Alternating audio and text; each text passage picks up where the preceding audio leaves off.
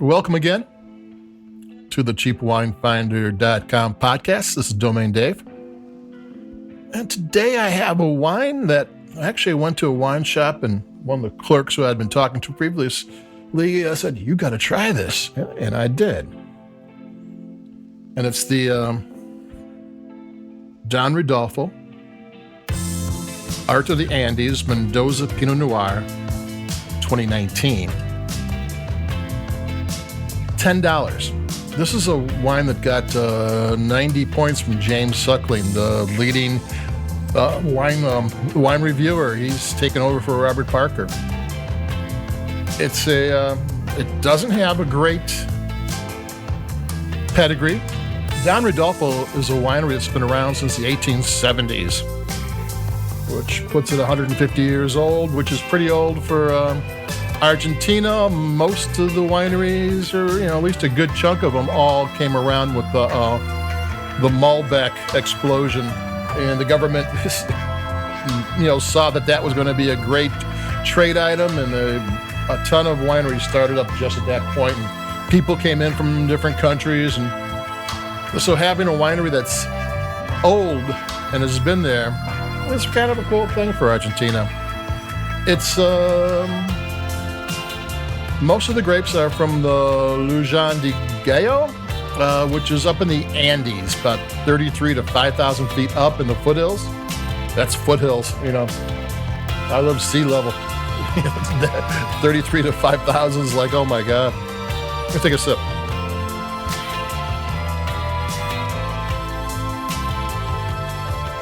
A little rundown on why the Andes and the Mendoza is a cool place for wine is that it's up so high in the air that it gets sunlight without any interference.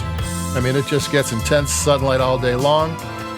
There is water from the snowmelt that irrigates the vines, so it gets natural, clean water whenever it needs it. It's so high up that it's beyond the point where pests and diseases that traditionally or will attack a grapevine can survive. So all those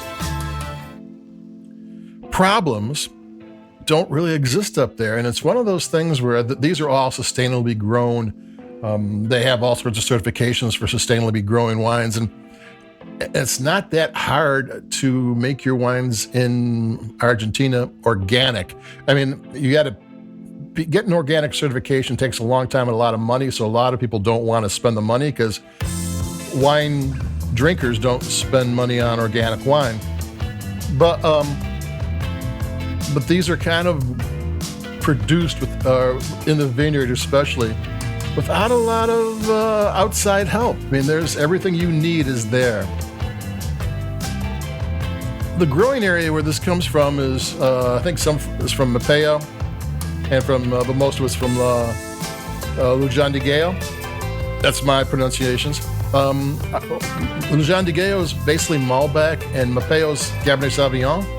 Both of those are kind of warm weather grapes. So this is from just sections of that area where the climate's cool enough, because it can get to be 100 degrees during the day and 50 degrees at night, and up there in the mountains like that. So you got to find a place that allows the Pinot Noir grapes to grow all, and be cool and go the full distance of their growing cycle. So this is a Pinot Noir from somewhere that's really not a Pinot Noir area. But it's just right. The color is this garnet red that's see-through. The nose is beautiful. It's smoky and savory, and it's smooth and sleek with just enough rough edges and exotic spices to pique your interest.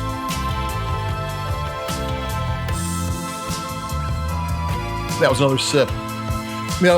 Sometimes when you're talking about inexpensive Pinot Noir, it's like, this is pretty good for an inexpensive Pinot Noir. It kind of has a category all of its own.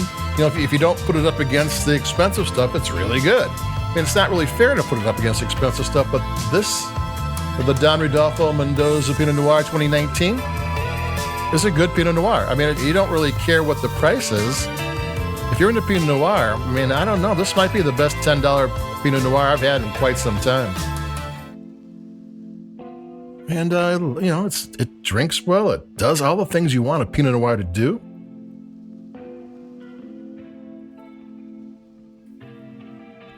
Yeah, I mean, what can I say?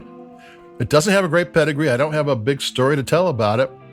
It's not a $40 Pinot selling for $10. It's just a $10 Pinot that really tastes good. So there you go. That's it for me. I think I'm going to try to get back into Trader Joe's to see if they have anything new happening over there, because it's been such a stagnant wine shelves at Trader Joe's. They're about half the size of my Trader Joe's that they used to be. But I saw the new Pharaoh's Flyers, got a couple of new wines out there, and I'll give them a try. Because buying store brands is a great way to get bargains, and I think we've talked about that. We'll talk about it again. So that's it for me, Domain Dave. I almost forgot my name. From cheapwinefinder.com. Like us where you like your podcast, if you will. If you go to our webpage and check out the webpage, and then somewhere down the bottom we have a whole podcast player that has all of our podcasts on there. More than you want to listen to, but they're there. So check that out if you can. So keep it cheap, stay safe, stay healthy. I think we're only a couple weeks away from losing our mask mandates around here, so we're all happy to hopefully get back to normal, and hopefully you're getting back to normal too. So adios, and keep it cheap. Bye-bye.